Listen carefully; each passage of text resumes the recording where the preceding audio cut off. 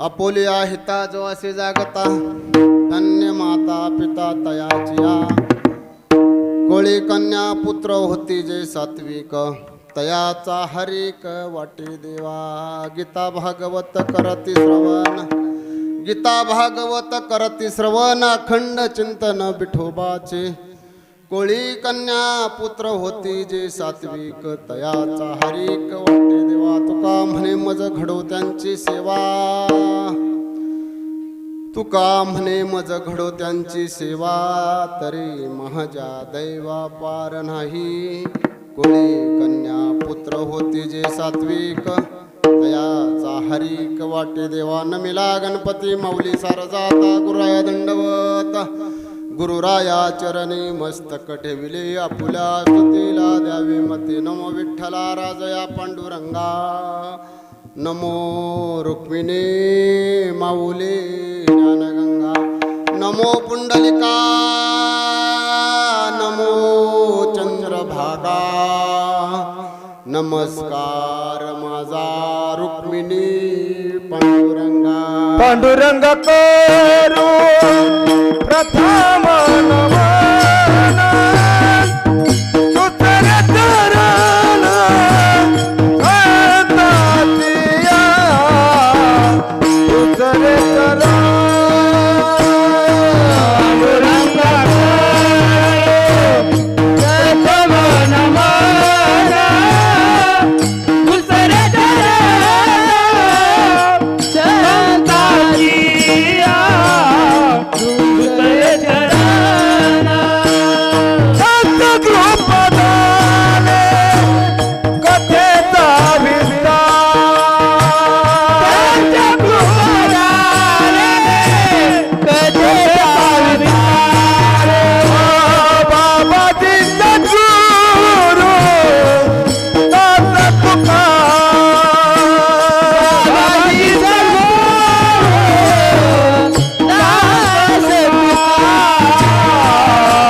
कृपादान कथेचा विस्तार बाबाजी सद्गुरू बाबाजी सद्गुरू त्यांच्या कृपादाने कथेचा विस्तार बाबाजी सद्गुरू बाबाजी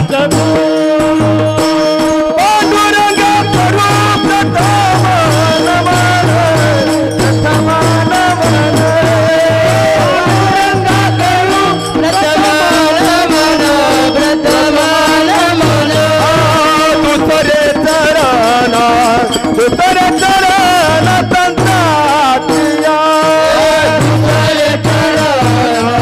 दुसरे चरण संतातिया पंढरीचा देवराया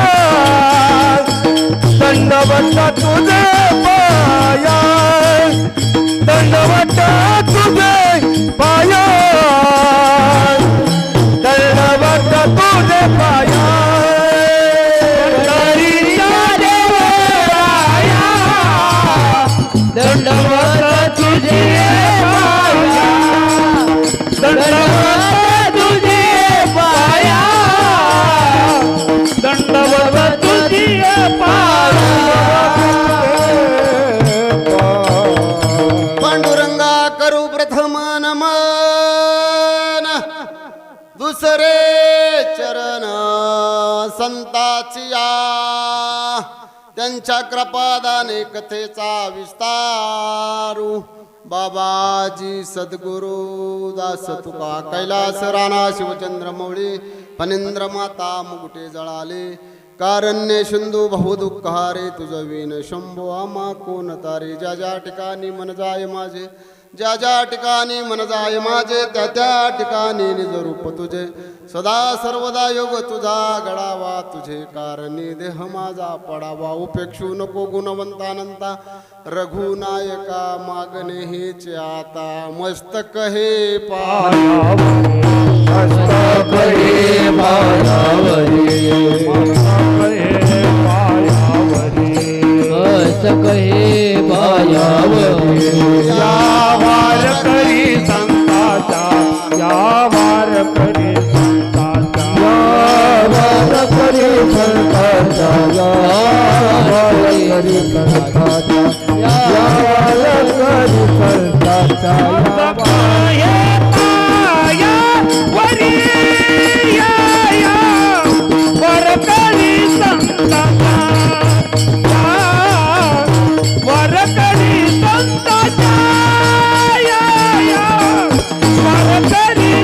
मस्तक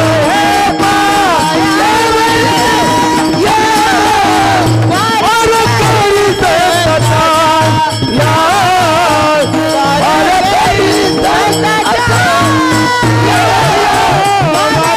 करी संताचा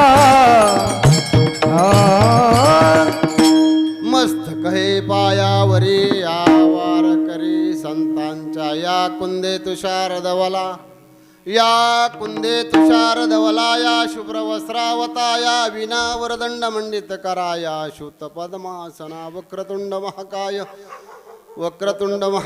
सूर्यकोटी समप्रभ निर्विघ्नं कुमदेव सर्व कार्य सर्वदा विठाला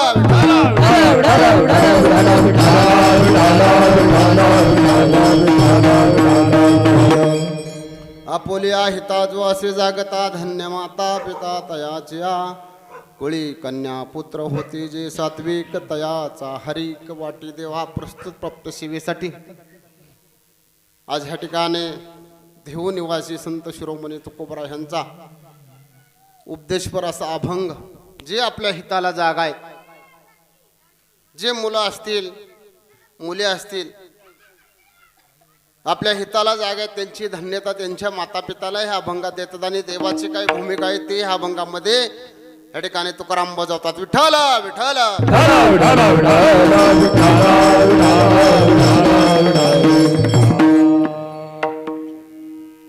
थोडासा परिहार देणं वक्त्याचं काम आहे आज ह्या ठिकाणी कैलासवासी वैकुंठवासी रुक्मिणी पंढरीनाथ आबनावे यांचा मृत्यू 12/1/2025 म्हणजे आज 1 वर्ष झालं 1 वर्षापूर्वी हे आदर्श माता आपल्यातनी निघून गेले आणि ते निघून गेल्याच्या नंतर आपण म्हणतो बाबा 10वा झाला 13वा झाला 14वा झाला आणि मग तो आत्माच्या दिवशी बाबा आपल्यातने दुसऱ्या ह्याच्यात विलीन झाला म्हणजे तो आपल्यातने निघून गेला आणि तो दुसऱ्या योनीमध्ये कुठंतरी त्याला जागा प्राप्त झाली पण त्याला त्या ठिकाणी जागा प्राप्त होत नाही 1 वर्ष लागतं 1 वर्षाचा प्रवास आहे 13वा झाला की त्या ठिकाणी यमाचे दंडक येतात त्याच्या हाताला साकाळ दंड बांधतात आणि हा प्रवास चालू होतो आणि हा प्रवास चालू असताना आज 1 वर्ष मग त्या स्वर्गामध्ये आज ठिकाणी त्या आत्म्याला जीवाला दुसऱ्या योनीमध्ये स्थान प्राप्त होणार आहे मग त्याने काय आपल्या ह्या मानव देहामध्ये आल्यानंतर गती केली असेल चांगली वाईट धर्माचं कार्य केलं असेल दान धर्म केला असेल अन्नदान केलं असेल वस्त्रदान केलं असेल त्याचा आज त्या ठिकाणी न्यायनिवाड्याच्या कार्यक्रमाच्या नुसार मानवाला त्या ठिकाणी गती दिली जाते ती माता निघून गेले 1 वर्ष झालं 1 वर्ष झालं त्यांच्या 5 मुली आहेत त्यांना दुःख आहे ह्या ठिकाणी सर्व आबनावी परिवार असेल सर्व खळद ग्रामस्थ पंचकृषी असेल सर्वांनाच ही माता गेल्यानंतर दुःख होणं साहजिक आहे आज ती जाऊन 1 वर्ष झालं आणि त्यांच्या जाण्यानं बघा मनुष्य निघून गेल्यानंतर त्याची आठवण आपल्याला पाठीमागे राहत असते पण जोपर्यंत जिवंत आहे तोपर्यंत त्याची आठवण नाही कुणाला येत गेले दिगंबर विश्वर गेले दिगंबर विश्वर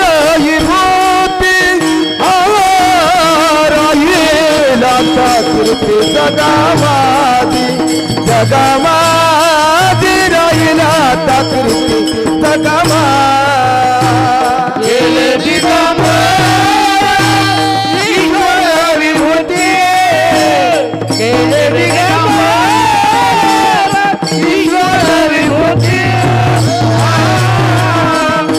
राहिला आता कीर्ती जगामागे जगामागे राहिला दिगंबर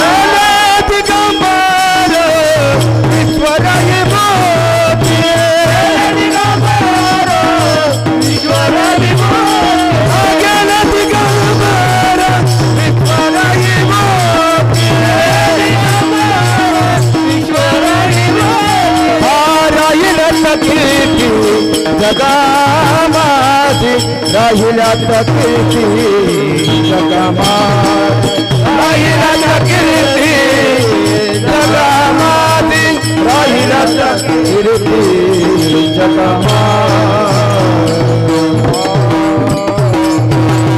गेले दिगंबर ईश्वर विभूती राहिल्यात कीर्ती जगामागे गेले दिगंबर ईश्वर विभूती राहिल्यात कीर्ती जगामागे गेले दिगंबर ईश्वर विभूती राहिल्यात कीर्ती जगामागे. बघा निघून गेल्यानंतर माणसाची कीर्ती पाठीमागे राहते. बघा ह्या रुक्मिणी मातेनं आपल्या गावाची सेवा केली. ज्यावेळेस मालक ग्रामपंचायत शिपाई होते त्यांच्या निधनानंतर त्यांनी त्या ठिकाणी नोकरी केली. नोकरी केल्यानंतर गाव स्वच्छ करणं एवढं सोपं आहे का? अहो गावोगावी फिरून गाडगे बाबा स्वच्छता अभियान राबवायचे आणि त्या ठिकाणी प्रत्येकाला बाबा संदेश द्यायचे आणि संदेश देता देता भजन करायचे. गोपाला गोपाला नंदन गोपाला गोपाला गोपाला देवकी नंदन गोपाला देवकी नंदन गोपाला देवकी नंदन गोपाला देवकी नंदन गोपाला देवकी नंदन गोपाला गोपाला गोपाला देवकी नंदन गोपाला देवकी नंदन गोपाला गोपाला गोपाला देवकी नंदन गोपाला गोपाला गोपाला देवकी नंदन गोपाला गोपाला देवकी नंदन गोपाला गोपाला देवकी नंदन गोपाला गोपाला गोपाला देवकी नंदन गोपाला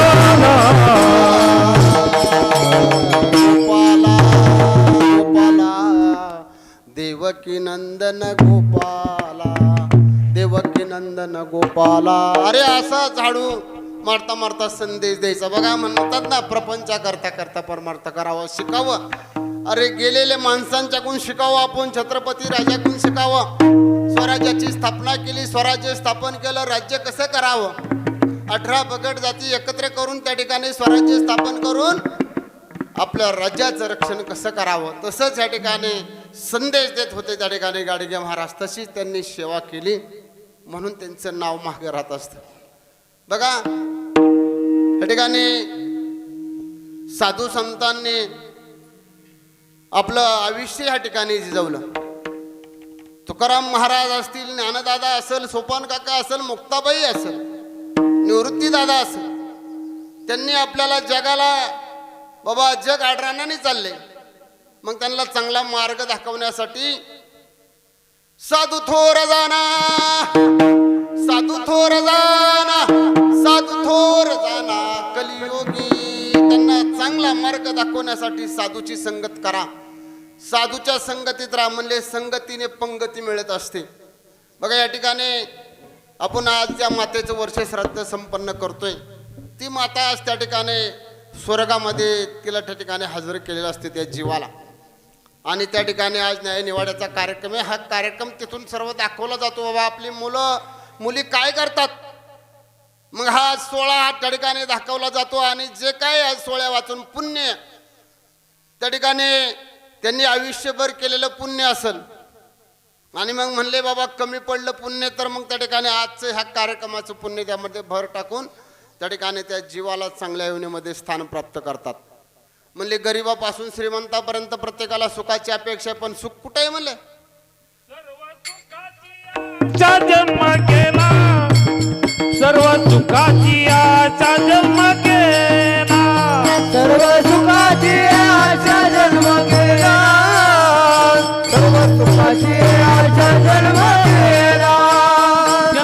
मुक्ती यज्ञ नाही केला जन एक मुक्ती यज्ञ नाही केला जन एक मुक्ती यज्ञ नाही केला जन एक मुक्ती यज्ञ नाही केला हिंडता दिशा चिन्ह पावला हिंडता दिशा चिन्ह पावला हिंडता दिशा पावला हिंडता दिशा सिन पावला माया वेचीला जीव माझा जीव माझा जीव माझा माया वेचीला जीव माझा जीव माझा जीव माझा माया वेचीला जीव माझा जीव माझा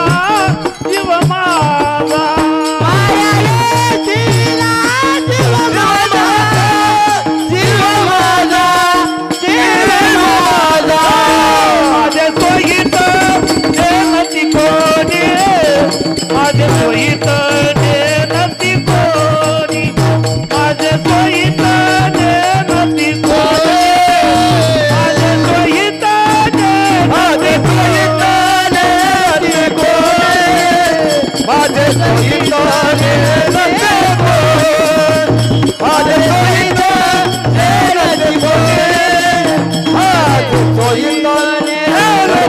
सोयीताने नदी कोणी मुक्ती यज्ञ नाही केला हिंडता दिशा चिन्ह पावला माया भेटीला जीव तुझे आशा जन्म गेला तुझे मुक्ती नाही केला इनका दिशासीन पावला माया भेटीला सर्व सुखाची आशा जन्म गेला क्षण एक मुक्ती यज्ञ नाही केला हिंडता दिशाशी न पावला माया वेष्टीला जीव माझा सुखासाठी महाराज म्हणतात सगळीकडे धावपळ केली पण सुख कुठंच मिळलं नाही म्हणले अक्षरशः म्हणले जो वैतागला माया वेष्टला जीव माझा दमला जीव शेवट शेवट म्हणले आयुष्य संपत आलं कुठं सुख मिळलं नाही म्हणले सुख पाहता जवा पाडे दुःख पर्वत आहे एवढे डोंगर एवढं म्हणले दुःख आहे मग सुख कुठं आहे म्हणले कुठं सुख नाही म्हणले मग सुख मिळण्यासाठी काय करावं लागतं माणसाला नाम संकीर्तन साधन पै सोपे जळतील पापे जन्मांतरीचे नलगती सायास जावे वनांतरा सुखे तो घरा नारायण सुख रूपाईचा तुझा कोणी सांगा माझ्या पांडुरंगा सारिका माझ्या पांडुरंगा सारिका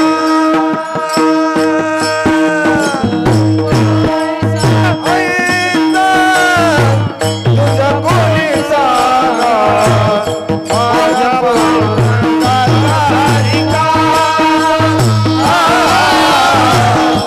माझ्या पांडुरंगा सारिका करुणाईचा तुझा कोणी सांगा माझ्या पांडुरंगा सारिका माझा पांडुरंगा सारिका रुपाईचा तुझ्या कोणी सांगा माझ्या पांडुरंगा सारिका माझा पांडुरंगा सारिका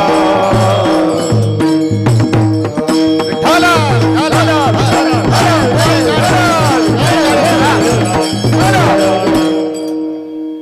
बघा सुख कुठं नाही म्हणून ह्या ठिकाणी संतांनी सांगितले तुकाराम महाराजांनी सांगितले की कुठं सुख प्राप्त व्हायचं ह्या ध्येयाची जर म्हणले प्राप्ती करून घ्यायची असेल त्या ठिकाणी आपल्याला नामस्मरणाशिवाय आपल्या जीवनाचं त्या ठिकाणी कल्याणच होणार नाही नाही तर म्हणले जन्माला आणि पाणी वाहून मेला बघा आज वर्ष श्राद्ध यात ह्या ठिकाणी ह्या मातेचं वर्ष श्राद्ध केलं तर तिने आयुष्यभर कष्ट केलं त्या ठिकाणी चांगलं आयुष्य जगलं किती आयुष्य जगलं असेल जवळजवळ 90 झालं का बा एवढं आयुष्य जगलं, एवढं आयुष्य मिळणं काय सोपं आहे का? बघा, एकदा ध्येय ठेवला की अंत्यत्र तयार होती. 16 संस्कार कसे मी थोडक्यात सांगून पुढे जायचे आपल्याला. 12 वाजता आपल्याला कीर्तन संपवायचे. या ठिकाणी फुलाचं कीर्तन 12 सव्वा 12 पर्यंत संपवायचं असतं. त्या ठिकाणी हा फुलांचा वर्षाव आपल्याला करायचा असतो. एकदा अंत्यविधी झाली की त्या ठिकाणी दशक्रिया होतो आणि पहिला संस्कार नामकरण विधी केला जातो माणसाच्या जीवनावरती. दुसरा संस्कार म्हणले लग्न सोहळा. तिसरा संस्कार अंत्यविधी असेल, त्या ठिकाणी 13वा असेल, 10वा असेल, म्हणले वर्षश्राद्ध असेल. मग ह्याच्यामध्ये हे 3 संस्कार होतात. आणि म्हणले राहिलेले 13 संस्कार कुठं करायचे? तर म्हणले ज्या दिवशी आपण आत्म्याला अग्नी देऊन येतो आणि तो सावळल्यानंतर जो जीव खडा असतो त्याला आपल्याकडे आस्मा म्हणतात. तो आस्मा घरी घेऊन यायचा आणि त्याच्या जवळ त्या ठिकाणी 10 दिवस त्या ठिकाणी गरुड पुराण वाचा, ज्ञानेश्वरी ग्रंथ वाचा, हरिपाठ वाचा. 10 दिवस असं त्या ठिकाणी 13वा वस्तूवर आपल्याला 13 दिवस त्याच्यावरती ते संस्कार करायचे. आणि हे 3 संस्कार असे 16 संस्कार आपल्या जीवनावरती केले जातात. मग त्या 13 संस्कार करत असताना आपण जर आपला आत्मा गेला आणि त्या जीव खड्यावरती किंवा आपल्या आत्मावरती गरुड पुराण वाचलं, कुणी घरातल्या व्यक्तीने वाचायचं, मुलगा असून कुणी मालक असेल किंवा मालक गेला असेल तर त्या पत्नीने जरी वाचलं तरी त्याला काही सुतक वगैरे काही नसतं त्या ठिकाणी. आणि म्हणजे ते गरुड पुराण वाचलं की तो आत्मा सूक्ष्म जीव असतो आणि तो सगळं पाहतो आणि त्याचा पुढचा प्रवास हा सुखरूप होतो. कारण ती त्याच्या संग जोपर्यंत हित आहे तोपर्यंत ती सामुग्री आहे. ती सामुग्री तयार केली. आपण एखाद्या गावाला निघालो, यात्रेला निघालो, जशी आपण बाबा सामुग्री घेतो, हतराय पांघरायचं, खाण्यापिण्याचं, पैसा अडका, आणि मग रस्त्याने आपला किती प्रवास असला तरी आपल्याला त्या ठिकाणी दुःख वाटत नाही. तसं त्या ठिकाणी 13 दिवस आपण जर त्या जीव खड्यावरती त्या ठिकाणी गरुड पुराण वाचलं तर त्या आत्म्याचा प्रवास सुखरूप होतो. बघा, 13 दिवस झालं की आत्मा घराच्या बाहेर काढला जातो. त्याच्या हाताला साखळदंड बांधतात, यमाचे दंडक येतात आणि बांधतात. बांधल्याच्या नंतर मग रस्त्याचा प्रवास चालू होतो. मग 16 मुक्काम आहेत म्हणले. मग मुक्काम करत करत करत मग त्याला जेवण पुढे. तर म्हणले आपण एक पाहुणा जेवायला घालतो महिन्याला, त्या पाहुण्याच्या रूपाने ते त्याला जेवण दिलं जातं. एक जीवन म्हणजे 1 महिना. मग असं 12 महिने त्याला जेवण देत जायचे. आणि मग म्हणले हे 13 दिवस झालं की म्हणले 48 दिवसाचा प्रवास. मग 48 दिवसांनी एक वैत्र नावाच्या नदीच्या अलीकडच्या तीरावरती हा जीव जातो. यमाचे दंडक त्या ठिकाणी नेल्याच्या नंतर म्हणले 13 आणि 61, 13 आणि 48 61 दिवस होतात. मग त्या ठिकाणी एक वैत्र नावाची नदी आहे, तिचा म्हणले अंतर मोजताच येत नाही, 1000 कोसाची नदी आहे म्हणले ती. मग त्या नदीतने आपल्याला जायला 39 दिवस लागतात. आणि मग नंतर पलीकडच्या तीरावरती स्वर्ग आहे. मग ह्या ठिकाणी 13 दिवस झाले की 48 दिवसाचा प्रवास आहे. तो प्रवास केला की वैत्र नावाच्या नदीच्या तीराला जीव 61व्या दिवशी जातो. पण ती नदी म्हणजे असे म्हणले की त्या नदीमध्ये काय म्हणले पाणी नाहीये म्हणले, त्यामध्ये मळमूत्र जशी गटरगंगा वाहते अशी घाण आहे म्हणले. मग त्या ठिकाणी विषारी सर्प आहेत, विंचू आहेत म्हणले, नवनवे मोठमोठाले मगरी आहेत, अनेक प्रकारचे त्या ठिकाणी जीव जंतू त्या ठिकाणी मेलेले असतात. आणि तो नरक चालल्याच्या नंतर त्या नदीतने आपल्याला 39 दिवसाचा प्रवास करायचा आहे. मग म्हणले हा प्रवास चुकवायचा असेल तर काय करावं लागतंय महाराज? तर म्हणले ह्या मृत्यू लोकांमध्ये जन्माला आपण आल्याच्या नंतर आपल्या हातून एखादं गोदान झालं पाहिजे, अन्नदान झालं पाहिजे, वस्त्रदान झालं पाहिजे, गोरगरिबाला मदत झाली पाहिजे. आणि म्हणले ते जर झाली नाही तर म्हणले तुम्हाला त्या वैत्र नावाच्या नदीत सोडलं जातं आणि त्या नदीतनी हा त्रास आपल्याला सहन होत नाही. मग त्या ठिकाणी बघा, आपण सर्प पाहिला तर आपल्याला अंगावरती काटा येतो. आणि मग त्या नदीतनी जायचं, प्रवास करायचा आपल्याला. एवढं सोपं आहे का? नाहीये. मग म्हणले ते 39 दिवसाचा प्रवास आहे. आणि जर तुम्ही ह्या जन्मात आल्यानंतर चांगलं कर्म केलं असेल, म्हणले गोदान केलं असेल, पूर्वी लोक गायदान करायचे, ब्राह्मणाला करायची, एखाद्या गोरगरीब शेतकऱ्याला करायची, गोदान, अन्नदान, वस्त्रदान जर तुम्ही केलं असेल तर म्हणले ती कामधेनू नावाची गाय तुम्हाला त्या ठिकाणी न्यायला येते, तिच्या शिपटीला धरायची आणि त्या नदीतने आपल्याला ती 39 दिवसाचा प्रवास ती आपल्याला पलीकडच्या तीरावर नेले की त्या ठिकाणी स्वर्ग आहे. मग त्या ठिकाणी स्वर्गात गेलं की हा जीव त्या ठिकाणी चित्रगुप्ताच्या ताब्यात दिला जातो. मग यम सांगतात चित्रगुप्ताला, चित्रगुप्ता या ठिकाणी अमुक अमुक इसमाचं रेकॉर्ड काढा. बाबा या ठिकाणी आल्यात, मग त्याचं रेकॉर्ड काढायचं. त्यांनी काय काय कारकीर्द केली 100 वर्षाच्या आयुष्यामध्ये, किती वर्ष जगले, 50, 60, 70, जे काय मृत्यू लोकांमध्ये काम केलं असेल, काय वाईट काम केलं असेल, कुणाची बाबा चाडी चुगली केली असेल, कुणाची चोरी केली असेल, कुणाला मारला असेल, कुणाला शिवीगाळ केली असेल, मग हे सगळं केलेलं त्या रेकॉर्डामध्ये लिहिलेलं असताना चित्रगुप्त सांगतो की या ठिकाणी दप्तर दिल्यानंतर त्याच्याकडे ती केस चालवाई दिली जाते. वकील पत्र बघा, मृत्यू लोकातच वकील पत्र नाही आबा भाऊ. आपण ह्या ठिकाणी तर आता कोर्ट कचेऱ्या जातो येतो करतो, पण वर गेल्यानंतर चित्रगुप्त नावाचा जो वकील आहे त्याच्याकडे आपलं ही वकील पत्र दिलं जातं 100 दिवसाने. आणि दिल्याच्या नंतर मग यम सांगतो 265 दिवस याची केस चालवायला सांगितलेली असते, ती कुठं धर्मराजाच्या दरबारामध्ये. आणि मग त्या ठिकाणी 265 दिवस ते चित्रगुप्त आपली केस चालवतो. मग त्यांनी सगळं चित्रीकरण करून ठेवलंय तुमचं. मग म्हणले आपण म्हणतो आता बाबा इथं सीसी कॅमेरा लावलाय, पुढं बाबा आता हा व्हिडिओ कॅमेरा लावलाय, सगळं त्यात कैद होते. पण म्हणले चित्रगुप्ताचा आधीचाच कॅमेरा आहे त्या ठिकाणी मास्तर. चित्रगुप्त आधीच कॅमेरा लावून बसलाय, कोण काय कार्य करतोय. आणि मग त्याच्याकडे सगळं ते आपण जरी म्हणलं बाबा ह्या मृत्यू लोकांमध्ये मी कोणाचं बाबा पाप केलं नाही, कोणाकडे वाईट नजरेने पाहिलं नाही, तर त्याच्याकडे चित्रीकरण केलेलं असतं. मग त्या ठिकाणी 265 आणि हे 100 असे 362 दिवस झाले की आज प्रथम पुण्यस्मरण. मग आज आत्मा त्या कोर्टामध्ये उभा केला जातो, हा जीव. आणि चित्रगुप्त वकील असतो. आणि त्या ठिकाणी मग साक्षीदार कोण आहेत, मुलं बायका पोरं साक्षीदार नाहीत म्हणले. त्या ठिकाणी तुटला विषाचा दोरा, हिरे वावगा पसारा, टाकून कोणी पळती राणा पोरे, कोणी पळती राणा पोरे, टाकून पळती राणा पोरे, टाकून पळती राणा अंती होती पाठ मोरे, अंती होती पाठ मोरे, टाकून पळती राणा पोरे, टाकून पळती राणा पोरे. ओ अंती होती पाठ मोरे, अंती होती पाठ मोरे, अंती होती पाठ मोरे, अंती होती पाठ मोरे,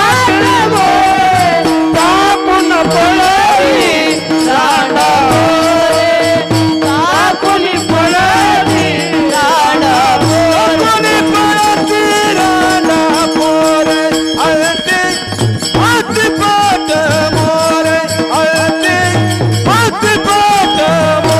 कोणी पळती राणा पोरे, अंती होती पाठ मोरे, अंती होती पाठ मोरे. टाकून पळती राणा मोरे, अंती होती पाठ मोरे, अंती होती पाठ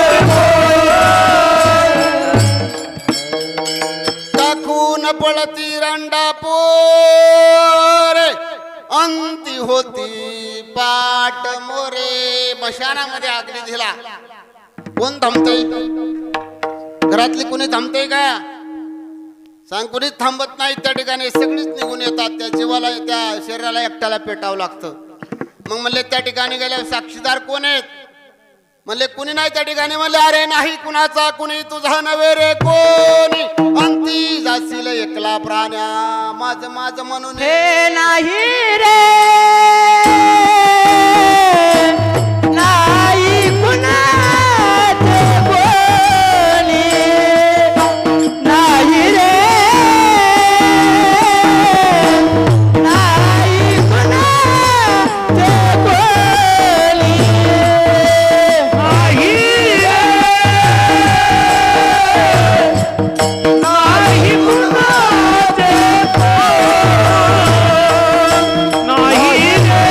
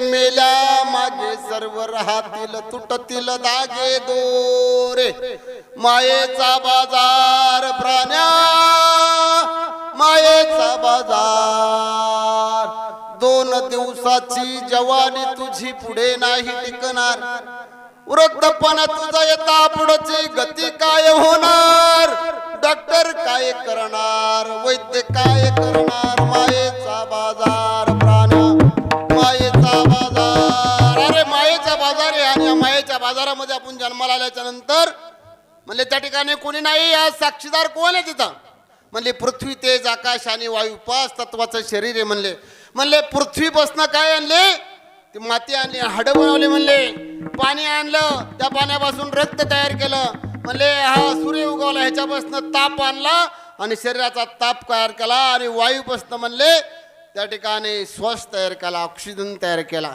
बघा हे पंचतत्वाचं शरीर असते त्या ठिकाणी साक्षीदार आहेत मग म्हणले ह्या मृत्यू लोकांमध्ये या पृथ्वीची देवता कोण भगवान शंकर आज साक्षीला आहेत त्या ठिकाणी आकाशाची देवता म्हणले भगवान विष्णू आहे जलाची देवता गणपती आहे वायूची देवता आदिमाई शक्ती आहे ते 5 देव त्या ठिकाणी आज साक्षीला आज कोण नाही घरातलं म्हणले ज्या दिवशी त्या ठिकाणी अग्नी देताना म्हणले मातीचा घट खांद्यावरती घेतला आणि प्रदक्षिणा घातल्या आणि त्याला दगडाने बोळ पाडलं आणि 3 प्रदक्षिणा घालून तो घट टाकला आणि त्याचे तुकडे केले करता येईल तुकडे भाऊ तुकडे केले तर सांगितलं आता ह्या कुटुंबाचा आणि ह्या घटाचा काही त्या ठिकाणी संबंध नाही तो संबंध तोडला जातो आणि जीव सेपरेट केला जातो मग त्या ठिकाणी ह्या ठिकाणीच हे सगळं संपलं आणि आज ह्या रुक्मिणीबाईला त्या ठिकाणी आज साक्षीदार कोण असतील तर भगवान शंकर आहेत कारण ह्या पृथ्वीपासून ही हाडं तयार केली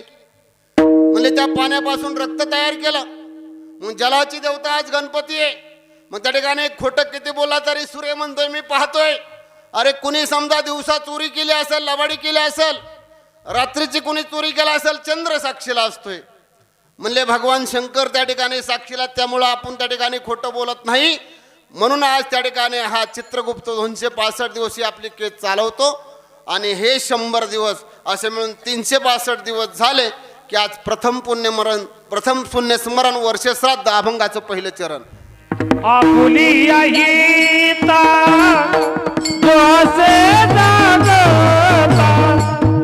आपुली आईता दोसे जागता आपुली आईता दोसे जागता आपुली आईता दोसे जागता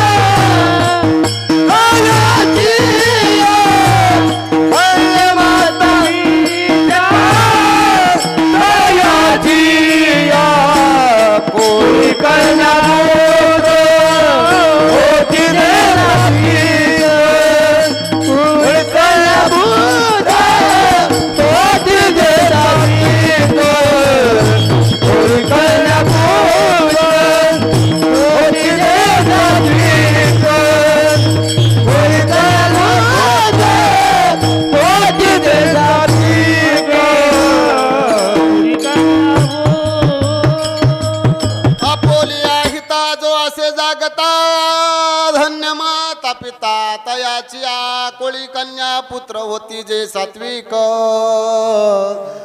तयाचा हरिक वाटे देवा. बघा हिताला येणारी मुलं जर चांगली निघाली तर म्हणले धन्यता आई वडिलांना दिली जाते. छत्रपती राजाने स्वराज्य स्थापन केलं, शहाजी राजांना धन्यता दिली, जिजाबाईला धन्यता दिली, ज्ञानोबराय निवृत्तीदादा सोपान काका यांची धन्यता विठ्ठल पंतांना दिली, रुक्मिणी मातेला दिली. तर म्हणजे आपल्या पोटी येणारे कन्या असल, बघा पहिलं कन्याला प्राधान्य दिले. कोळी कन्या पुत्र होती जे सात्विक तयाचा हरिक वाटे देवा. बघा एवढं कन्याला महत्व दिलंय की म्हणले प्रथम कन्या मग मुलगा. बघा शास्त्रकाराने कवित्वकाराने ह्या ठिकाणी लिहून ठेवलंय की कोळी कन्या पुत्र होती जे सात्विक तयाचा हरिक वाटे देवा. का तर कन्या ही म्हणले 21 पिढ्या बापाचा उद्धार करते, 21 पिढ्या कुणाचा उद्धार करते, सासरचा उद्धार करते, म्हणून तिला ह्या ठिकाणी प्रथम प्राधान्य दिले. आणि मुलगा फक्त बापाच्याच पिढ्याचा उद्धार करतो, 21 कन्या धुनीकडचा उद्धार करते, म्हणून तिला प्रथम प्राधान्य दिले. बघा एक राजा होता आणि दोघं नवरा बायको 10-12 वर्ष लग्नाला झालं, पोटी संतान नाही, मुलगा नाही पोटी. मग शेजारी पाजारी राजाच्या राणीला वांज म्हणायची, वांज. अगं वांजुटी आहेस तू, कुणी शेजारी बसायला घेत का? बघा राजाची राणी असताना शेजारी पाजारी स्त्रिया तिला बसून घेत नव्हत्या. का? मुलबाळ नाही म्हणले पोटी, तर ती वांज आहे म्हणले त्या ठिकाणी. मग असं करत 10 वर्ष झालं, 12 वर्ष झालं, मुलगा होईना म्हणून राजाही दुःखी होता. मग एक दिवस एक साधू आला, अल्लाह निरंजन माय भिक्षान देगी माय भिक्षान देगी माय भिक्षान देगी माय. कोणतरी साधू आला आणि हा आवाज राणीच्या कानावर पडला. राणी 7व्या मजल्याच्या आत बसलेली होती. आवाज ऐकला आणि बाहेर आली. आल्या आल्या हातामध्ये कुंकाचा करंडा घेऊन आला. आल्याच्या नंतर साधूला गंध लावला आणि साधूचं पाय धुतलं पाण्याने आणि प्रदक्षिणा त्या ठिकाणी घालून नमस्कार केला. आणि साधूने अष्टपुत्र सौभाग्यवती भव आशीर्वाद दिला. डोळ्यावाटे अश्रू गळायला लागले आणि ते अश्रू साधूच्या चरणावर पडले. काय झालं? साधूने खाली बघितले. का रडती माते? म्हणले मी एक राजाची राणी आहे, 12 वर्ष झालं मुलबाळ नाही लग्नाला होऊन. शेजारी गेलं तर शेजारी लोक वांज म्हणतात, वांजुटी म्हणतात, बाहेर तोंड काढायला जागा नाही. महाराजांनी तुम्ही आशीर्वाद दिला, हा ह्या जन्मातला का पुढच्या? महाराजांनी सांगितले ह्या जन्मातला आशीर्वाद आहे. आपल्या झोळीमध्ये हात घातला, भस्म काढला आणि तिच्या हातावरती ठेवला. म्हणले माते हा भस्म रोज सकाळी अनुशापोटी पाण्यामध्ये टाकून 4 दिवस घे, तुला गर्भधारणा होईल आणि पुत्र जन्माला येईल. एवढा ऐकल्यानंतर राणी खुश झाली. महाराज मला पुढे ऐक, हा मुलगा 12 वर्षाचा होईपर्यंत तुझ्या राज्याच्या कारभारामध्ये राहील, नंतर त्याला त्या ठिकाणी मरण येणार आहे. हा मुलगा 12च वर्ष या ठिकाणी जगल. त्यावेळेस दुःख झालं, पण म्हणले मी वांज आहे, माझा वंश वाढत नाही, 12 वर्ष का माझ्या पोटी मुलगा येणार, संतान होऊन द्या, राहून द्या, तरी आनंद आहे. आणि आनंद झाला. परत राजाचं दर्शन घेतलं, दक्षिणा दिली, महाराज निघून गेले. काळ संपला. वर्षाने मुलगा झाला, 4 वर्ष झालं, 5 वर्ष झालं, 10 वर्षाचा बाळ लागला. राज्यामध्ये फिरायला लागला मुलगा, आनंद झाला. राजाला माहिती नाही हा मुलगा 12 वर्षाने मरणार आहे म्हणून. राणीने त्याची खबर राजाला दिली नाही. आपल्याच मनात हे वाक्य ठेवलं आणि 11 वर्ष झाला आणि 12वे वर्ष ओलांडणार तोच आता तिला दुःख व्हायला लागलं. रात्रंदिवस हत्तुरणावरती बसायची. काय करायचं आता? माझा बाळ जाणार, मी काय करणार? माझ्या बाळाला आता काळ न्यायला येणार. 12 वर्षाचा माझा बाळ, मी 11 वर्ष कसा सांभाळला? मला मुलबाळ नव्हतं. लोक वांज म्हणायची, माझा वंश वाढला. आणि दुःख करत करत एक दिवस राजाला म्हणली बाळ आता 12 वर्षाचा होणार आहे, आपल्याकडे भरपूर संपत्ती आहे म्हणले. मग म्हणले त्याचा आपण चांगला मोठा कार्यक्रम करायचा, वाढदिवस करायचा, आपल्या बाळाचा वाढदिवस करायचा म्हणून ठरवलं. म्हणले खेळोपाडी सगळीकडे निरोप द्या, दौंड्या द्या, गोरगरिबांना अन्नदान वस्त्रदान करायचंय. आणि राजाने ठरवलं, सगळ्या शिपायांना सांगितलं गावोगावी जा, खेळोपाडी जा, दौंडी द्या. राजाच्या मुलाचा वाढदिवस आहे, सर्वांनी यायचंय, सर्वांना कपडे लत्ता जेवायला खावायला सर्व या ठिकाणी मिळणार आहे. आणि 12वं वर्ष उगावलं आणि मुलगा मरण पावणार. त्या दिवशी अन्नदानाचं कार्य ठेवलं. बघा, 1-1 किलोमीटरच्या पंक्ती बसल्या. 3:12 यम न्यायला येणार होता. यम न्यायला आलेला आहे. बघा, रेड्यावरती बसून यम न्यायला आल्याच्या नंतर एक काळ असतो, न्यायचा वेळ असती. पूर्वेच्या बाजूला यम आला, मुलगा पश्चिमेच्या बाजूला होता. आईने सांगितलं, बाळा तुझ्या हातून अन्नदान कर. मग त्याच्या हाती लाडूची टोपली दिली आणि तो पंक्तीत फिरायला लागला, लाडू घ्या, लाडू घ्या. यम पूर्वेला आला की मुलगा पश्चिमेला जायचा. यमाला पंक्तीत जाता येत नसे म्हणून बाहेरून गेला की यम मुलगा पूर्वेला यायचा, यम पश्चिमेला जायचा. असं करत करत करत वेळ निघून गेली आणि यम निघून गेला. गेल्याच्या नंतर दरबारात गेला, त्याला विचारलं, अरे ज्याला नाही गेला त्याला काय झालं? त्या ठिकाणी यमाने विचारलं आपल्या सेवकांना. म्हणले ज्याला नाही आम्ही गेलो त्याच्या हातून अन्नदान चाललंय म्हणले. मग त्याला आणायचा कसा? म्हणले आम्ही पूर्वेला गेलो की तो पश्चिमेला वाढत होता, आम्ही पश्चिमेला गेलो की तो पूर्वेला यायचा. असं करत करत वेळ संपली, आम्ही निघून आलो. त्याच वेळेस त्याला सांगितलं धर्मराजाने, त्याला 100 वर्षाचं आयुष्य देऊन टाका. म्हणले अन्नदान करणाराला आयुष्य वाढवा. कोळी कन्या पुत्र होती जे सात्विक, तयाचा हरिक वाटे देवा. बघा, कुळाला येणाऱ्या मुलांचा उद्धार आई वडिलांचा कसा होतो? मुलाच्या हस्ते अन्नदान केल्याच्या नंतर आई वडिलांचा, राजा राणीचा उद्धार झाला. म्हणजे असा जर मुलगा ह्या मृत्यू लोकात असेल तर याचं 12 वर्षाचं आयुष्य संपलं असेल, त्याला 100 वर्षाचं आयुष्य द्या. विठ्ठल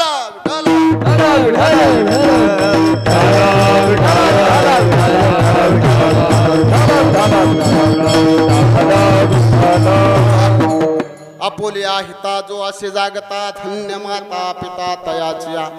बघा, हिताला येणारी मुलं त्या ठिकाणी जर सुज्ञ असतील, हुशार असतील तर नक्कीच आई वडिलांचा उद्धार होतो. जर मुलं कुठं दारू पिणारी असतील, आई वडिलांना माघारी बोलत असतील, एखाद्याच्या वरातीमध्ये नाचत असतील आणि ते जर एखाद्याने सांगितलं बापाला आणि बाप गेला तर त्या बापावरती हात वर करत असतील तर म्हणले ही कुळाला नाश करणारी मुलं आहेत, ही कुळाचा उद्धार करत नाहीत. अभंगाचं 2रं चरण. हा कुळी कन्या पुत्र होती जे सात्विक, कुळी कन्या पुत्र होती जे सात्विक, कोळी कन्या पुत्र होती जे सात्विक, कोळी कन्या पुत्र होती जे सात्विक.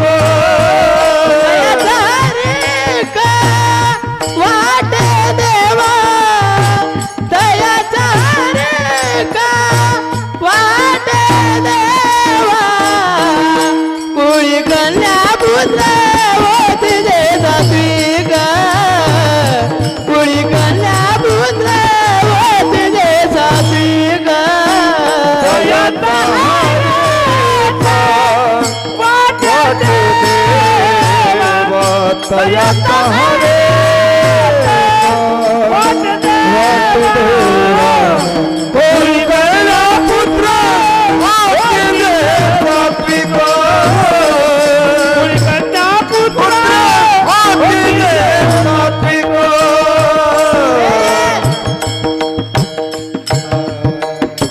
कोळी कन्या पुत्र होती जे सात्विक, तयाचा हरिक वाटे देवा. अरे कन्याने काय कार्य केलं पाहिजे? म्हणले मेवाडची मीराबाई, गंगाखेडची जनाबाई. अरे मुलीचं काहीतरी कार्य दिसल्याशिवाय या ठिकाणी साधू संतांनी तिला प्राधान्य दिलं का? मग बघा, मेवाडची मीराबाई होती, रात्रंदिवस देवाचं भजन करायची. राधा राधा कृष्ण राधा, राधा राधा हरे राधा कृष्ण राधा, राधा कृष्ण राधा, राधा राधा कृष्ण राधा.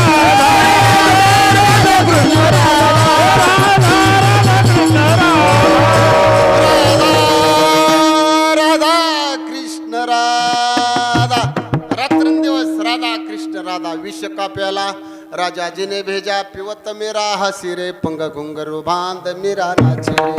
अरे पायात घुंगरू बांधलं. बाप म्हणले काय कार्टी येडी आहे, तिला काय कळते का नाही म्हणले. मग राजा म्हणला लग्नाला आली, लग्न करायची नाही तयार होत म्हणले, मला वेळ लागले. श्रीकृष्णाचा फोटो घेतला आणि रोज नामस्मरण करायची. राधा राधा कृष्ण रात्रंदिवस तोच ध्यास. नाही लग्न केले म्हणले मारून टाकायचे. म्हणून दुधामध्ये विष वतलं पिवत मीरा हसी रे पग घुंगर बांधू मीरा नाचे रे. नाचत होती पण काय झालं नाही विषयाने. विष कापेला राजाजीने भेजा पिवत मीरा हसी रे. बघा अशी भक्ती करणारी मीराबाई होती, जनाबाई होती. जनाबाई पण भक्ती करायची. बघा जनाबाईची ख्याती ऐकून कबीर महाराज आले. म्हणले जनाबाईचं देव दळणदळू लागतो. जनाबाई गंगाखेडची आषाढी वारी निघाली. आई नाहीये, अनाथ मुलगी. बाप असताना कोण चालले बाबा हे. म्हणले पंढरपूरच्या मालकाला बघायला चालल्यात. कोण मालक. म्हणले ज्याने आपल्याला तारलाय तो विश्वाचा मालक पंढरपूरला आहे. म्हणून म्हणले सगळी संत मंडळी त्यांच्या भेटीला चालल्यात. मग म्हणले आपणही जायचं का. चला म्हणले. दोघं माई लकर पंढरपूरला आले. आल्या तर जनाबाईने मिठी मारली पांडुरंगाला आणि चरण सोडाना. वढाई गेली सेवेकरी वढाना पाठीमाग. जनाबाई त्या ठिकाणी लीन झाल्यानंतर वडिलांनी हाक मारली, जने अगं सोड विठ्ठलाचं चरण, कवर धरणार आहेस तू. पाठीमागं लोक दर्शनासाठी थांबल्यात. दंडाला धरल्यानं बाजूला काढलं. 4 दिवस झालं रोज चंद्रभागेमध्ये स्नान करायचं, भजन पूजन ऐकायचं. 5 दिवस झाले. म्हणले आता संपला, आता हितला काल, आपल्याला जायचं घरी. म्हणले मी येणार नाही. अरे 10-12 वर्षाच्या लेकराला सोडून जायचं कुठं त्या बाप्पाला वाटलं. मग म्हणले चांगल्याच्या एखाद्या माणसाच्या चांगल्या माणसाच्या हातात देवा.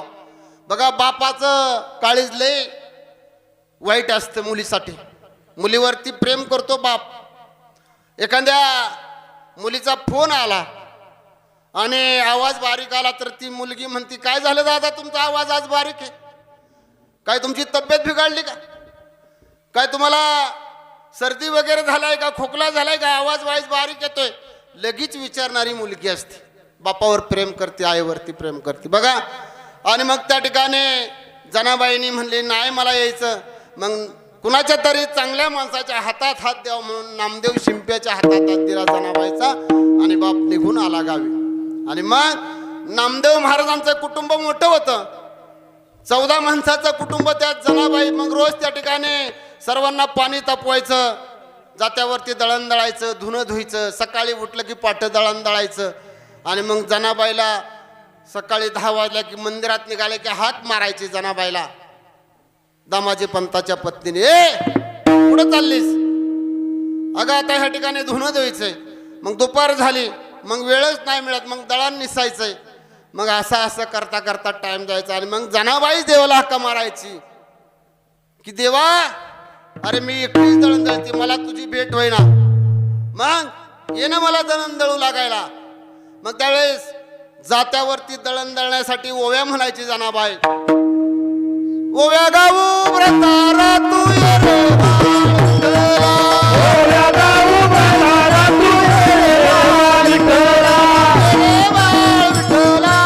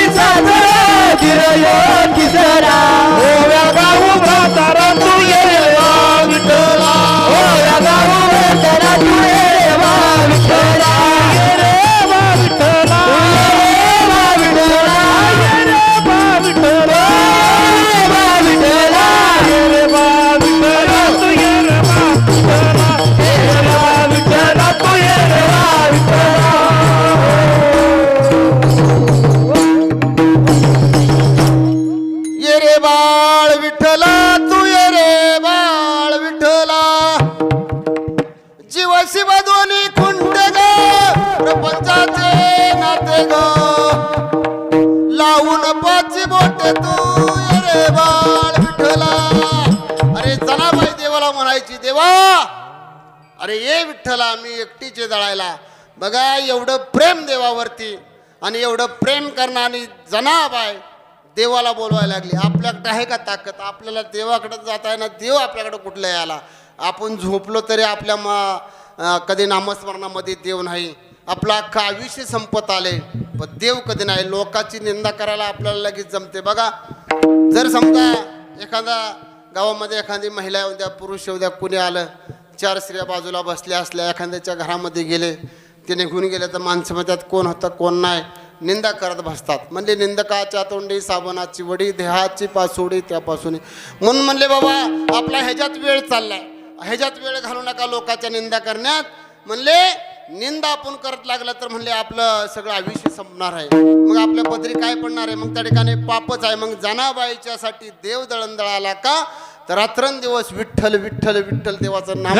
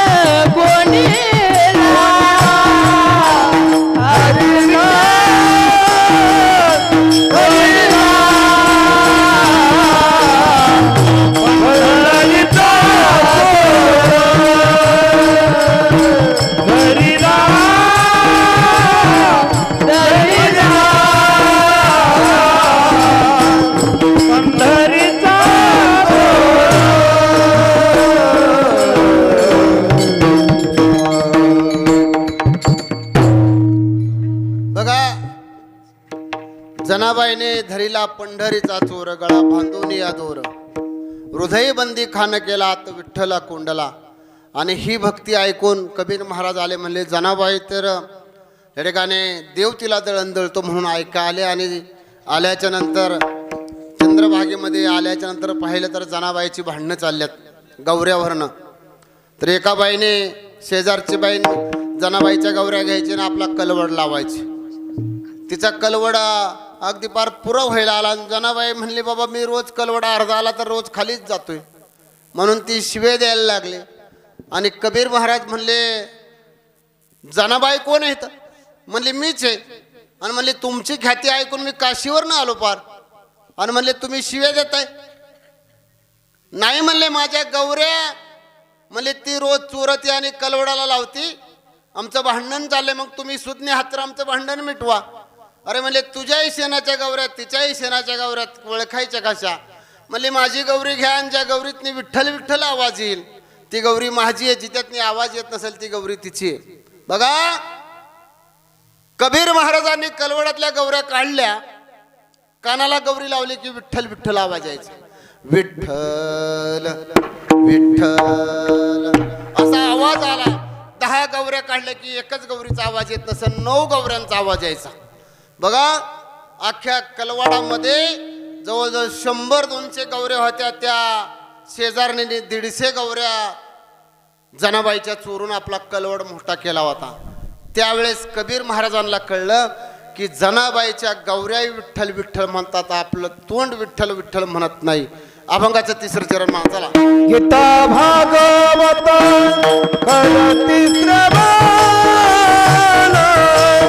गीता भागवत करती श्रवण,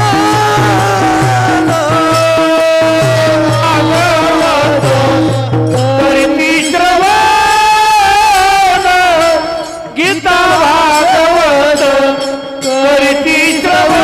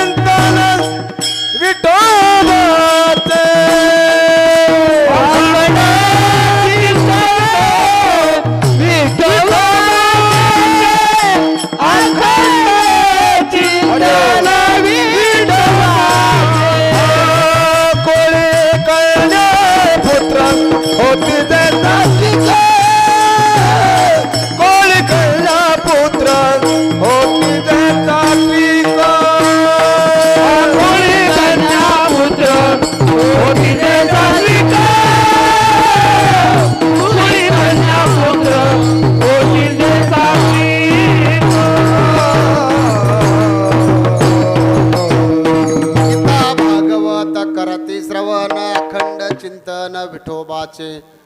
बघा गीता आणि भागवत ज्याचं श्रवण करतात, अखंड चिंतन विठोबाचे. बघा गीता काय शिकवते आणि भागवत काय शिकवतं, कसं वागावं आणि कसं राहावं.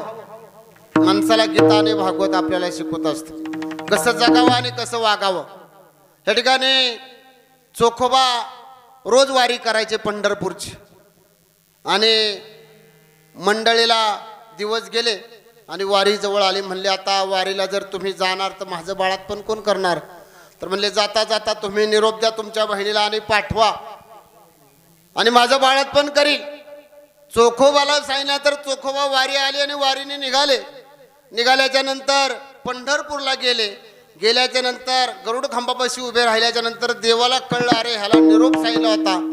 तर त्या ठिकाणी चोखोबाची पत्नी बाळातीन व्हायला लागली. बहिणीला निरोप द्यायला सांगता चोखोबा आपल्या ह्या नामस्मरणामध्ये विसरून गेला. चोखोबाची बहीण झाला चारंगधर, चोखोबाची बहीण झाला चारंगधर,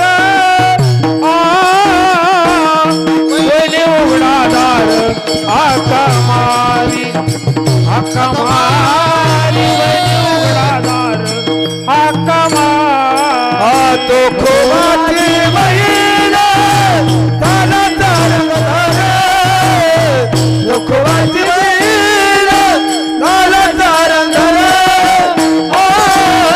वैने उघडा दार हाका मारी, हाका मारी, वैने उघडा दार हाका मारी. झाला चारंगधर, वैने उघडा दार हाका मारी, वैने उघडा दार हाका मारी. चोखोबाची बहीण झाला चारंगधर, वैने उघडा दार हाका मारी, वैने उघडा दार हाका मारी. चोखोबाची बहीण झाला चारगंधर, वहिनी उघडादार हक्का मारी. अरे देवच आला त्या टिकून विटेवरनं खाली उतरला आणि गरुड खांबापाशी चोखोबा राहिलं. बायकोचं बाळात पण केलं आणि वारी परतीची आल्याच्या नंतर 1 तास आधी चोखोबाच्या तिथून भगवंत निघून गेले. आणि घरी आल्यानंतर त्याला कळलं चोखोबाला, अरे बाळात पण होतं, मला निरोप दिला होता. मग कोण आलं होतं. बायको म्हणली तुमचीच बहीण आलती. बघा देवानं बहिणीचं रूप घेतलं आणि चोखोबा महाराजांच्या पत्नीचं बाळातपण केलं. बघा आता एकच चरण राहील, वेळ आपली 10-5 मिनिटच राहिलेली आहे. आता सर्वांनी हाताने टाळी आणि मुखाने नामस्मरण करायचे. ह्या ठिकाणी आपल्याला भजन करायचं. विठोबा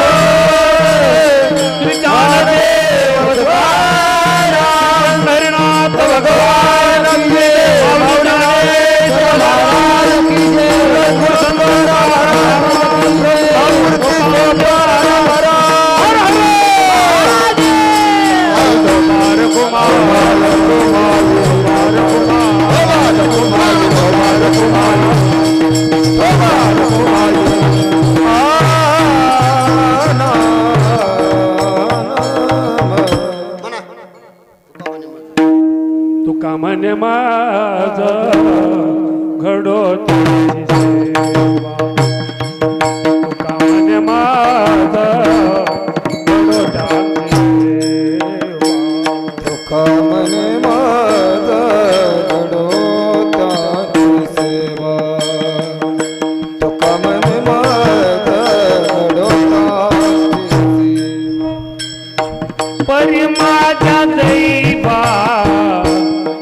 पार नाही, परी माझ्या दैवा पार नाही, कोणी कन्या पुत्र कोटी दे सात्विक, कोणी कन्या पुत्र कोटी दे सात्विक. हरे माझा देवा पार नाही, कोणी कर्ण पुत्र कोणी कर्ण पुत्र तयाचा हरेक वाटे देवा,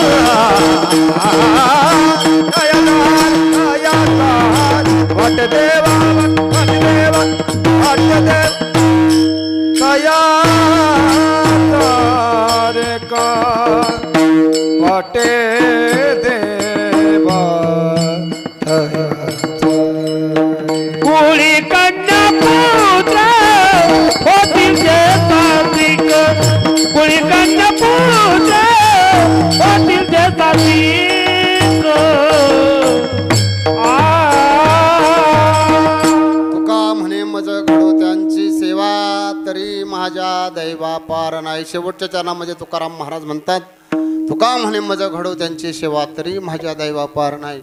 पोटाला येणारे मुलं चांगले निघाले, मुले चांगले निघाले, आई वडिलांचा उद्धार केला, तर त्या ठिकाणी तुकाराम महाराज म्हणतात त्यांच्या गण्याला परवा नाही. तुका म्हणे मज घडो त्यांची सेवा, तरी माझ्या दैवा पार नाही. बघा, एका थोड्याच आता एक 5 ते 7 मिनिटांमध्ये कीर्तन आपलं संपणार आहे. एक आई वडिलांच्या वरती एक दृष्टांत देणार आणि ह्या ठिकाणी संपणार. या ठिकाणी एका कुटुंबामध्ये दोघं नवरा बायको राहत होते आणि आई वडील राहत असताना एक मुलगी आहे त्यांना, आणि शेतकरी कुटुंबामध्ये जन्म घेतलेलं हे कुटुंब, आणि त्या ठिकाणी रोज सकाळी त्या मातेने पहाटे उठावं, सडा सारवण करावं, आपल्या मालकाला पाणी तापून द्यावं, आणि मालक शेतात मध्ये गेला की आपली मुलगी एक 10-12 वर्षाची, त्या मुलीचं विनीफणी करायची त्या बाप्पाने, आणि आईने विनीफणी करायची. 10 वाजल्या 11 वाजल्या तिला शाळेत घालवायचं, तिचा डबा भरायचा, आणि आईने आपला मालक सकाळी गेलाय 11 वाजल्या, मग त्यांना भूक लागली असेल, मुलीचं आवरलं, मुलीचा डबा भरला, दप्तर भरला, तिची विनीफणी केली, आणि गाडी आली, मुलीला शाळेत बसून दिलं, आणि भूक लागली. पण मालक सकाळी गेलाय, बिगर अन्नाचा कसं खावा? पतिव्रता स्त्री कधी खात नाही मालकाच्या विहिराईत, आणि पाटी भरली भाकरीची आणि टोपलं घेतलं आणि निघाली रस्त्याने. 11:30 वाजल्यात ऊन झाले, शेतामध्ये गेली आणि मालक पाणी धरत होता, हाक मारली, अहो कारभारी किती वाजल्या? 12 वाजल्या, भूक नाही लागली का? मालकाने सांगितलं, अगं मोटर बंद कर आणि मी जेवणासाठी येतो, चिंचेच्या झाडाखाली थांब. बघा, मोटर बंद करायला गेली पत्नी, मोटर बंद करून आली ती माता. मालकही त्या ठिकाणी पाणी लावून आला, दोघेही नवरा बायको चिंचेच्या झाडाखाली जेवणासाठी बसले. दुपारची वेळ झाली. बघा, जीवन जगत असताना माणसाच्या जीवनामध्ये अनेक खस्ता खावा लागतात. त्याला वेळेचं भान राहत नाही, जेवणाचे त्या ठिकाणी टायमिंग राहत नाही. शेतकरी कुटुंबामध्ये जन्म घेतल्यानंतर आपल्याला सगळ्याला अनुभव आहे. 10 वाजताचं जेवण 12 वाजता मिळेल, 12 वाजताचं 4 वाजता मिळेल, आणि असं त्या ठिकाणी जेवण करताना भाकरी सोडली आणि आपल्या मालकाच्या हातावरती जर्मलच्या ताटलात ती भाकरी दिली. मालक जेवायला लागला, आणि बघा, त्या मातेने आपल्या हातावरती भाकरी घेतली आणि एक घास मोडला, आणि ती चटणी असेल, भाजी असेल, ती त्या भाकरीत घेतली, आणि तोंडात हात घालायचा तर पाठीमागून काळ आला, भला मोठा काळा सर्प आला आणि त्या मातेच्या हाताला दसला.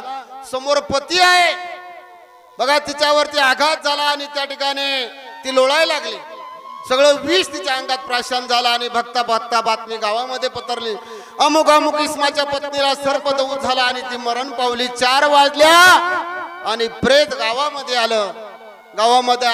सगळ्या पाहुणे रावळे गोळा झाल्यात, मावश्या गोळा झाल्यात, मामा गोळा झाल्यात, ग्रामस्थ गोळा झाल्यात, नातेवाईक सगळे आले आणि प्रेत दारात झोपवले.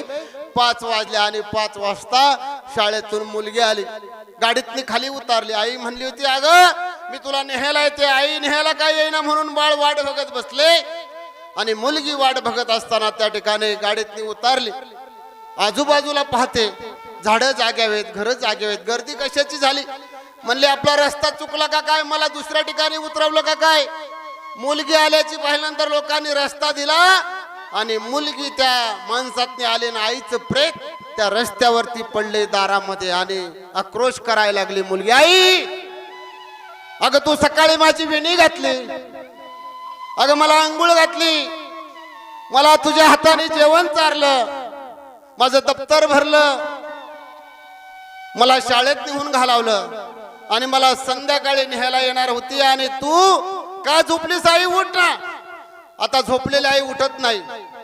मुलगी हाका मारते, शेजारी मावशी होती, मावशी आली आणि मुलीला धरलं. मुलगी रडायची राहीना, मावशी समजावती, मामा समजावतोय, बाजूला बाप बसलेला होता, तो आला आणि आपल्या लेकराला जवळ घेतलं. म्हणली, बाळा रडू नको, आपली आई स्वर्गामध्ये गेली, आपल्या आई आकाशात गेली. बघा, काळ कुठला थांबत नाही, वेळ थांबत नाही, माणसं थांबत नाहीत, वेळ निघून चाललेली आहे. मग त्या ठिकाणी प्रेतयात्रा तयार केली, आणि प्रेतत्रा निघाल्याच्या नंतर अंत्यविधी झाला. 10 दिवस झालं आणि पंचमीचा सण आला. राहण्यात राहणारं कुटुंब आहे आणि त्या दगडावरती काही मुलं बसल्यात, लिंबाच्या झाडाखाली काही मुलं पतंग उडवतात आणि पहिला सण आला पंचमीचा आणि मुलं पतंग उडवत असताना ही मुलगी गेली आणि म्हणले, तो पतंग आकाशात चाललाय. माझे वडील मला म्हणले आपली आई आकाशात गेली, देवा घरी गेले. मग त्या पतंगाला बोलव ना, मला निरोप द्यायचा आहे माझ्या आईला. पतंगा रे पतंगा उडू नको थांबना, माय माझी देवा घरी निरोप तिला सांगना. पतंगा रे पतंगा उडू नको थांबना, माय माझी देवा घरी निरोप तिला सांगना. माय माझी देवा घरी निरोप तिला सांगना. पंचमीचा सण आला, आई नाही घराला. पतंगा रे पतंगा उडू नको थांबना, माय माझी देवा घरी निरोप तिला सांगना. आई, अगं सगळ्यांच्या घरी आज पंचमीचा सण आहे. नवी नवी कपडे आहेत, प्रत्येकाच्या घरामध्ये पुरणपोळी आहे आणि आपल्या घरामध्ये काही नाही.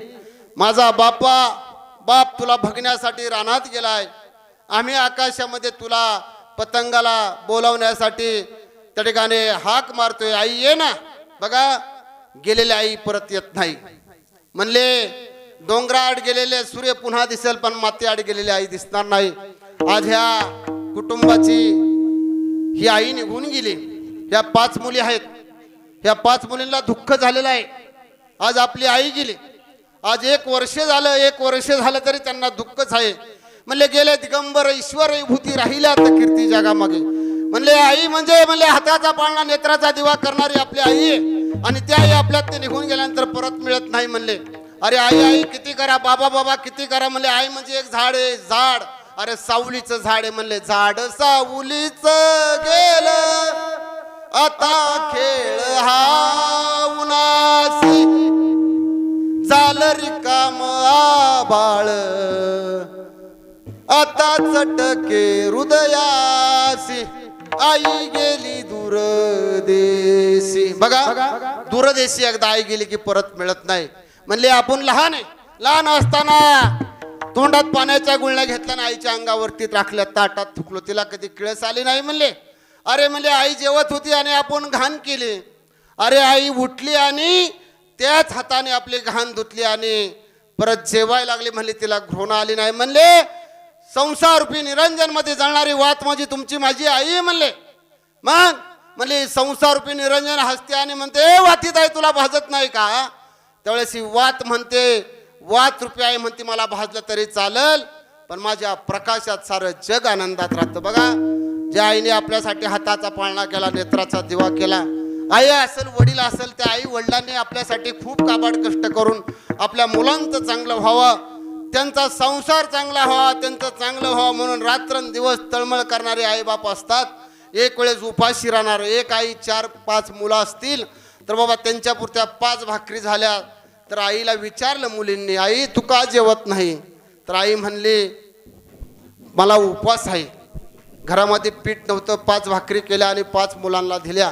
ती आई उपाशी राहिली. बघा आई स्वतः उपाशी राहते पण आपल्या मुलांना जेवणासाठी त्या ठिकाणी कधीच उपाशी ठेवत नाही. तिचं नाव आई. आई आई आई माझी मायेचा सागर दिलाती रे जीवनाकार.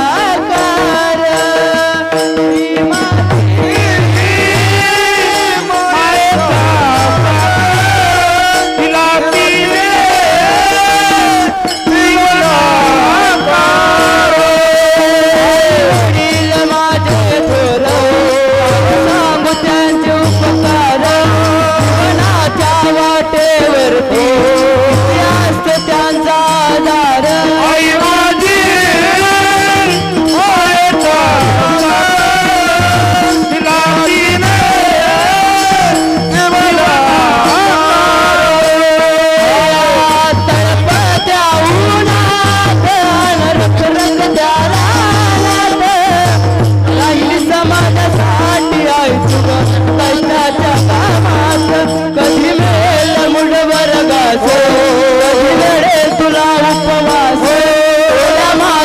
सोडून चालताना उतरले काट्याचे पास आई माझी हाय गाणार तिला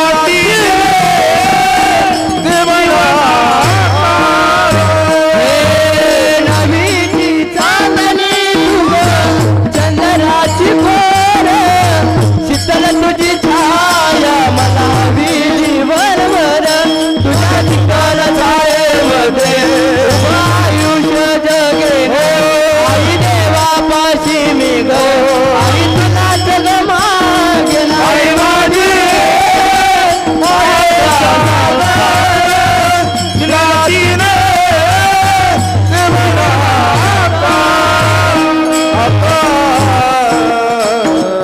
आई माझी मायेचा सागर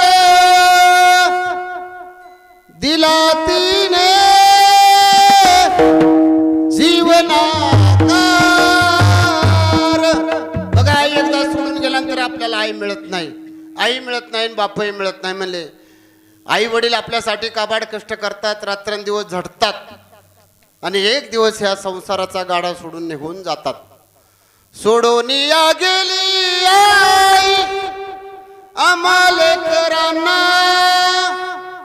आई आई आई आई म्हणून मी कुणाला आई तू गामच्यासाठी कष्ट केले फार सोडून या गेली आई सारा परिवार.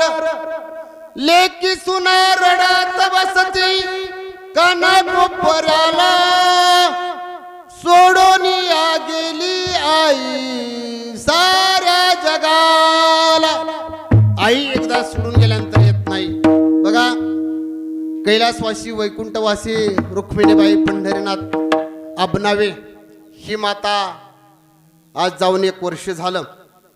बघा निघून गेल्यानंतर आपल्याला आठवण येते, जोपर्यंत जिवंत आहे तोपर्यंत त्यांची आठवण नाहीये.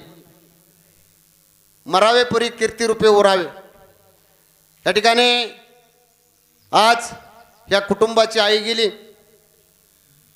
आपण पाहिलं असेल या ठिकाणी पंढरीनाथ बाबूराव आबनावे हे आधी आपल्या ग्रामपंचायतमध्ये शिपाई म्हणून काम करीत होते. त्यांच्या निधनानंतर त्यांच्या पत्नीने हा वसा चालवला. त्याही निघून गेल्या, काम केलं, आपल्या 5 मुलींना त्या ठिकाणी वाढवलं, मोठं केलं. बघा मुलगा नाही पण आज ती मुली आपल्या मुलगा आहे असं म्हणणारी ती आई रुक्मिणीबाईदा आपल्या वट्यावरती दारामध्ये बसलेले असायची. बघा आपल्याला येता जाता हाक मारणार, कुणी येऊ, गावचा सरपंच येऊ, ग्रामसेवक येऊ. बघा ह्या आळेला आल्याच्या नंतर सगळ्यांना हाक मारणार, चहा करणार. ही माता आपल्यात ते निघून गेल्यानंतर दुःख होणं साहजिक आहे. त्यांच्या पाठीमागं त्यांची 5 मुलं आहेत, 5 मुली आहेत. लता दत्तू खैरे आळंदी ह्या ठिकाणी दिलेली थोरली मुलगी आहे. सुनीता लक्ष्मण बागडे गारडे ह्या ठिकाणी दुसरी मुलगी त्या ठिकाणी ग्रामपंचायतमध्ये शिपाईचं काम करत्या. तिसरी मुलगी आहे त्या ठिकाणी आशा गोविंद आगावणे. आशाने आपल्या ह्या ठिकाणी बघा काल मी आलो होतो यांच्या घरी, तर या 4 बहिणी काय म्हणत होत्या, हा आमचा भाऊ आहे, ह्यो आमच्यासाठी सगळं करतो म्हणले. आमची ही बहीण नाही, आमचा भाऊच आहे. आशा ही त्यांचा भाऊ आहे, या 4 बहिणीने मानलाय. बघा बहिणीला सुद्धा भावाचं नातं करता येतं, तसं आपल्या बहिणीला जोपासता येतं. काल मी आल्यानंतर सगळ्या बहिणी एकत्र आल्या, काय गप्पा गोष्टी मारत होत्या, हसत होत्या. नाहीतर ह्या कलियुगामध्ये भाऊ बहिणीचं एवढं प्रेम नाहीये, पण ह्या ठिकाणी या बहिणी बहिणींचं एवढं प्रेम आहे की मला काल असं वाटलं की बाबा त्यांची आई नाही, बाप नाही, तरी हे कुटुंब एवढं एका विचारानं राहतंय.